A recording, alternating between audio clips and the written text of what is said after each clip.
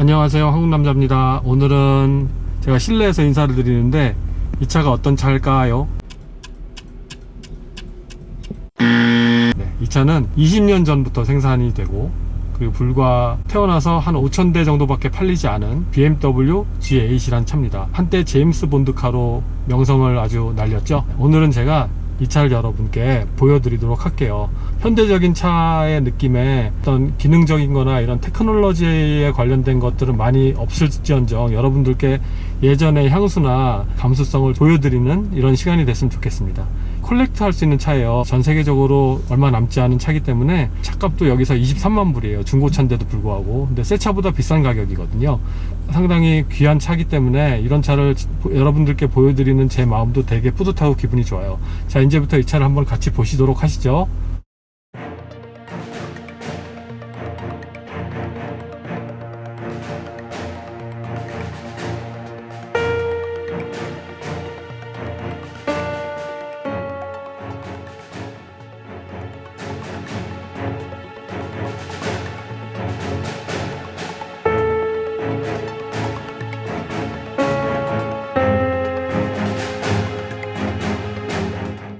이 차의 모습을 좀 보도록 하겠습니다. 이 차는 엄밀히 말하면 프론트 미드십 엔진이에요. 그러니까 앞바퀴 뒤에 엔진이 자리 잡혀 있고 긴 코 스타일, 롱 노즈 스타일로서 의자를 앉는 뒷부분이 바로 뒷바퀴 축이 되겠고 거기에 따라서 무게중심을 5대5로 맞춘 차라고 볼 수 있어요.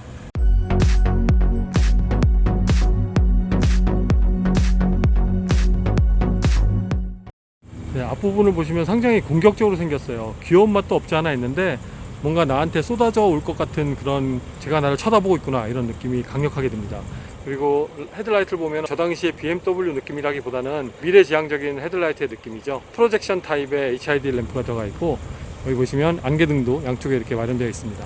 BMW에서는 이미 이 차를 만들면서 차를 어떻게 만들어 보겠다 이런 생각도 한 것 같아요. 어떤 부품이나 쓰여진 형태를 봐도 지금 나오는 차하고 크게 다른 것도 많이 없어요. 요즘 만약에 이런 차가 나왔다 그러면 20인치, 21인치 뭐 이렇게 쓰였겠죠. 하지만 그게 이제 18인치였다라는 부분, 그리고 전구들이 지금 LED가 다 쓰이고 있지만 그냥 벌브가 쓰인 부분도 있고 그런 것들의 작은 차이만 있고, 요즘 이 차가 이 형태로 나온다고 해도 사람들한테 인기를 많이 얻을 것 같다는 생각이 듭니다.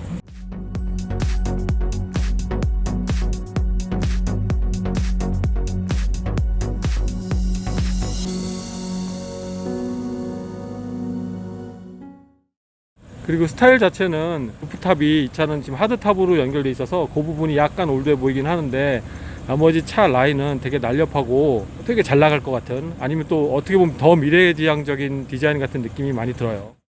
이 차가 탄생됐을 당시에는 고급차라면은 크롬 재질이 많이 쓰였었어요. 그래서 이 차에도 상당히 많은 크롬의 파트 부분들이 들어가 있습니다. 특히 이쪽에 보면 송풍구 쪽, 사이드 미러 커버, 도어 핸들, 그리고 심지어 머플러 팁까지 크롬이 쓰였어요.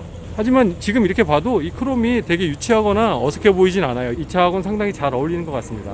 보시면 라이트는 브레이크, 미등 이런 것들이 다 일체형이에요. 단지 이 브레이크 등이 저 위에 한 라인이 더 있고 나머지 테일 라이트는 모든 게 일정이라고 보시면 됩니다.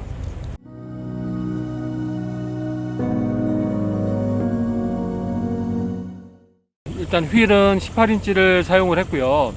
뒷바퀴인데 이 뒷바퀴는 사이즈 보시면 275-40의 18이고요. 앞바퀴는 245의 45의 18이에요. 이 차는 휠베이스가 2.5m 밖에 되질 않아요. 상당히 짧죠. 그렇기 때문에 역시 운동 성능이 아주 좋았던 차고, 심지어 영화에서 어떤 부분은 그래픽 처리한 게 아니라 이 차를 통해서 재현했던 부분이 상당히 많대요. 그만큼 차가 좋아서 아주 영화에도 적합하게 쓰였다 뭐 이런 호문이 좀 있었어요, 그 당시에. 하지만 판매율은 저조했죠. 실질적으로 BMW에서 이거를 제한하고 팔진 않았어요. 몇 대만 팔겠다 이런 제한은 없었지만 그렇게 인기가 많이 없어서 그 당시에는 판매 대수가 많이 없었는데 이게 20년이 지난 지금이 인기가 많아졌죠. 찾기도 힘들고 구하기도 힘들고 차값은 새 차값보다 더 비싸지고 뭐 이런 상황입니다. 자, 지금 보시면 하드탑으로 구성이 되어 있잖아요. 이 차는 원래 소프트탑이에요. 하지만 이 하드탑이 별도로 오는 것인데 이 하드탑을 집에 세워놓을 수 있는 프레임도 있고요. 하지만 이 하드탑의 단점은 하나 있어요. 이 하드탑을 열고 닫기 위해서는 두 사람이 필요합니다. 한 사람이 할 수 없고 한쪽에서 잡아주고 둘이 동시에 들어서 보관을 해야 되는 불편함이 있습니다. 이 엔진은 4900cc고 그리고 마력수는 395마력이에요. 그래서 그 당시에 제로백은 4.6초. 근데 어느 자료에는 4.7초라고 나와 있는 것도 있어요. 하지만 뭐 큰 차이는 아니니까. 그리고 제료 60마일이 4.2초 이렇게 나와 있습니다. 20년 된 차라고는 보이지 않게 엔진도 깨끗하고, 물론 딜러십에서 청소를 했겠죠. 여기가 인터리 플러스요. 엔진 부분이고 폴드라고 써있죠. 맹각 오색은 이쪽에 자리 잡고 있습니다. 자, 트렁크 공간을 보시면 상당히 넓습니다. 제가 보기엔 저기서 이 넓이도 한 1m가 넘는 것 같고 많이 깊어요. 그리고 이 뒤에 이제 보시면 배터리가 여기 뒤에 자리 잡고 있죠. 공급 박스도 이쪽에 있고요. 차가 고급스럽다는 게 이런 손잡이, 이거 아무것도 아니지만 이거 하나하나가 또 이렇게 가죽으로 처리가 돼 있어요. BMW는 이 차를 만들 때 원자재 절감이나 이런 것들은 고려하지 않고 컨셉카 그대로 만들려고 노력을 한 걸 볼 수가 있습니다. 휘발유 주입구고요. 무연 휘발유를 넣어야 되고, 이게 이제 옥탄가인데 유럽이랑 한국이랑도 좀 달라요. 여기 보시면 90ml라고 적혀있는데 이게 이제 미국 캐나다 기준이긴 해요. 이게 90ml 프리미엄 가스긴 합니다. 그래서 이것도 프리미엄 가스를 넣어야 된다고 되어 있는데, 실질적으로 프리미엄 가스를 넣지 않더라도 큰 문제가 없었던 엔진이긴 해요. 자, 4900cc NA 엔진의 배기 사운드를 운전석에서 듣는 걸로 한번 여러분께 들려드리도록 할게요. 머플러 앞에서 촬영을 하는데 너무 튀는 소리가 많이 나서 머플러 소리가 아니라 이상한 사운드로 들려서 제가 운전석에서 들려드리도록 하겠습니다. 잘 들어보세요.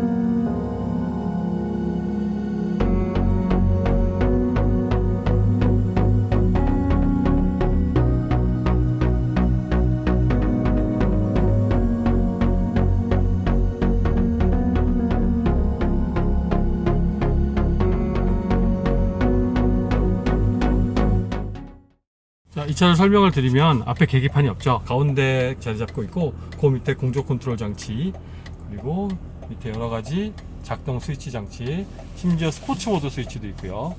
이거는 소프트탑 열었다 닫았다 하는 스위치고요.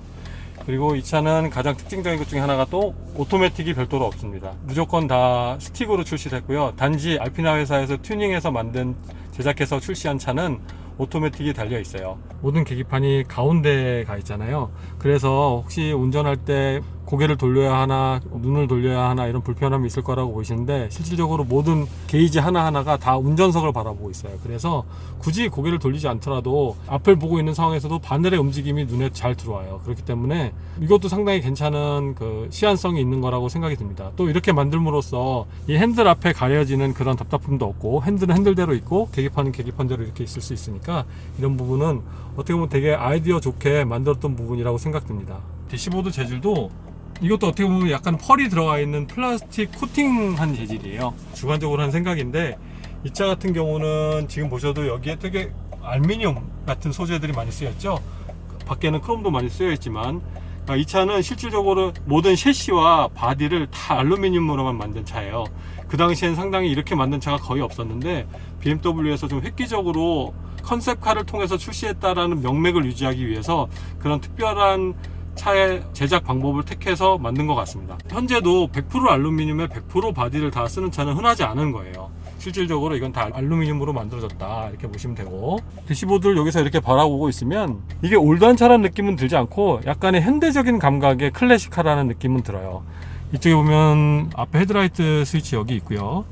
요 사이에 보면 여기에 안개등 스위치 여기 보이시죠? 안개등 스위치 있고, 시동도 키 온만 딱 해놓고 이 푸시 버튼을 통해서 시동을 걸게 돼 있어요. 또 이쪽에 스위치 보시면 이거는 사이드 미러 조정 장치고요. 왼쪽 오른쪽. 그리고 이거는 윈도우 오르락 내리락 스위치인데 원터치 가능하고요. 네, 지금도 아주 문제없이 작동을 합니다. 거의 20년 된 한 차인데.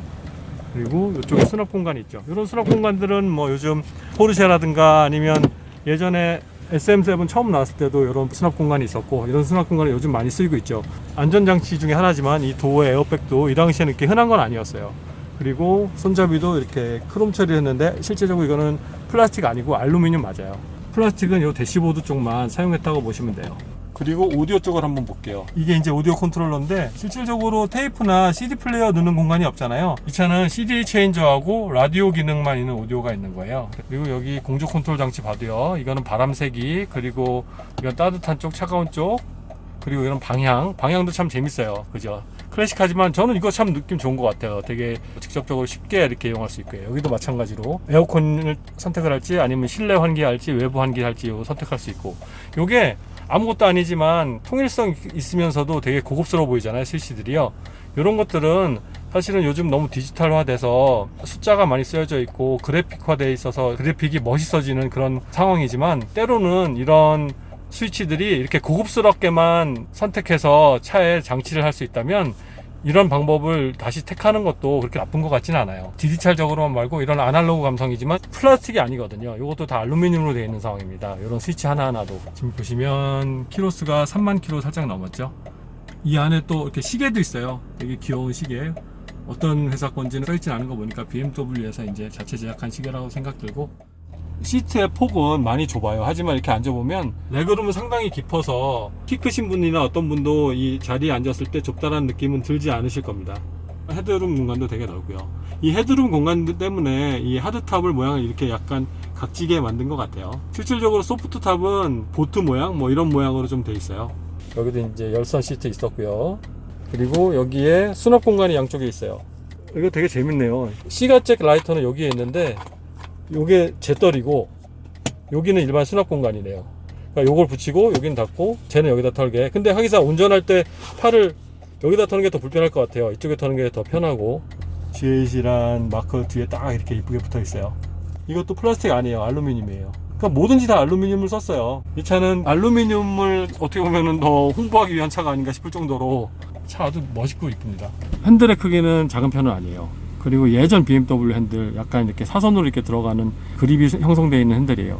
거기에 G8만 갖고 있는 빗살 무늬도 아니고 이렇게 창살 모양, 이 모양이 들어간 핸들이 구성되어 있고, 여기는 이제 혼인데 에어백이 들어가 있는 혼이네요. 그러다 보니까 이쪽은 알루미늄이 아니고 플라스틱으로 만들어졌어요. 그리고 대시보드 보면 가죽으로 다 감쌌어요. 하지만 대시보드의 깊이가 손가락 하나 길이 정도밖에 되진 않아요. 바로 앞유리고, 이게 어떻게 보면 롱노즈 스타일의 차들이 많이 이렇게 생겼죠. 근데 요즘은 또 공기저항 받는 거를 감안을 해서 롱노즈 스타일이라도 앞에 유리를 좀 숙이는 경우가 있어요. 여기 보면 주유구 스위치 있죠. 근데 이쪽 밑으로 누르면 주유구가 열리는 거고, 위로 누르면 보시면 트렁크가 있습니다. 트렁크가 열리는 것입니다. 이 스위치도 상당히 귀엽고 재밌어요. 지금은 G8을 타고 드라이빙을 하면서 여러분께 이 느낌이 어떤지를 알려드릴게요. 정말 올드한 느낌인지 아니면은 외관과 비슷하게 어떤 미래지향적으로 생겨서 크게 요즘 차하고 다른 게 없는지, 그걸 중심으로 좀 알려드릴게요. 395마력을 가진 후륜구동 베이스의 차라고 보시면 되고요. 수동 미션을 장착하고 있고 오토 미션은 없습니다. 알피나라는 회사에서 만든 튜닝 버전으로 나온 모델에는 5단 오토가 달려있는 미션이 있어요. 서 있을 때부터 고속으로 달릴 때까지 핸들은 그냥 무거운 상태로 그대로 유지가 돼요. 더군다나 핸들이 사이즈가 많이 크고 이래서 핸들을 많이 돌려야 되는 느낌도 있어요. 이렇게 무거운 핸들을 많이 돌릴 때 어떤 느낌인지 아시죠? 상당히 괴로운 느낌이 듭니다. 이 서스펜션은 하드한 편이지만 노면의 충격을 흡수해주고요. 뒤에 서스펜션은 약간 튀는 느낌은 있어요. 아무래도 이 엉덩이 뒤쪽이 뒷바퀴 위이다 보니까 뒷바퀴에서 오는 충격이나 노면 컨디션을 더 많이 느끼는 것 같아요, 앞에보다는. 기본적으로 잡소리가 상당히 많이 나요. 여기저기서 찌그덕찌그덕 가죽 물리는 소리, 부품들이 서로 물려나가는 소리 많이 나고, 깜빡이를 틀었는데 요즘은 이렇게 살짝만 터치를 해도 대부분의 차가 다 3번 깜빡이는 기능이 있잖아요. 그게 몸에 익어서 살짝 눌렀더니 그냥 한번 띡! 그래서 이 차는 깜빡이를 끝까지 넣어야 됩니다. 이 차는 토크감이 상당히 좋아요. 네, 확실히 예전 그 배기량 큰 엔진의 토크감이라고 보시면 돼요. 사운드도 웅장한 사운드가 들린다고 보시면 되고, 확실히 앞에 큰 엔진이 들어있구나 라는 느낌이 이 모든 몸에서 느껴지게 됩니다. 주행감이나 이런 것들은 요즘 차에 비해서는 확실히 무겁고 더디는 맛이 많이 있어요. 그리고 여러가지 이런 스위치 조작하는 것도 되게 멋있고, 이게 어떤 레트로 스타일이긴 해도 근데 이런 것들의 반응 속도는 많이 느리죠. 요즘 차 같지 않고. 정차 시에도 모든 게 다 이렇게 약간 떨려요. 그러니까 이게 어떤 차가 잘못돼서 떨린다는 것보다는, 예전 엔진 마운트 같은 경우가 뭐 유체식이 있다고 하더라도 지금처럼 이렇게 가변성이 많이 있진 않잖아요. 그렇기 때문에 그런 엔진의 떨림이라든가 트랜스미션의 떨림이라든가 뭐 이런 것들, 다 그냥 몸에 전달이 됩니다. 그래서 가만히 이렇게 있어도 몸이 달달달달 이렇게 떨리는 느낌이 들어요. 이것조차도 상당히 추억에 잠기게 하네요. 예전 차들은 전부 이랬잖아요. 뭐 어느 차 할 것 없이. 지금도 깜빡이 한 번밖에 안 넣었죠. 완전히 이렇게 넣어야 되는데 또 살짝 터치하고 말았었습니다. 습관이 이렇게 무서운 것 같아요. 이 차를 마지막으로 이제 운전을 마치면서 예전 감성에 한번 젖어보는 그런 시간을 가졌다고 여러분들께 말씀드리고 싶고, 여러분도 잠시나마 저의 영상을 통해서 예전에 스포츠카들의 어떤 느낌이라든가 이런 것들을 여러분들도 느끼셨다면 저로서는 더 바랄 게 없고, 또 이런 차를 운전할 기회가 있을 때마다 여러분들께 바로바로 보여드리도록 하겠습니다. 오늘도 제 영상을 봐주셔서 너무 감사드리고, 또 다음에 좋은 영상으로 찾아뵙도록 하겠습니다. 고맙습니다.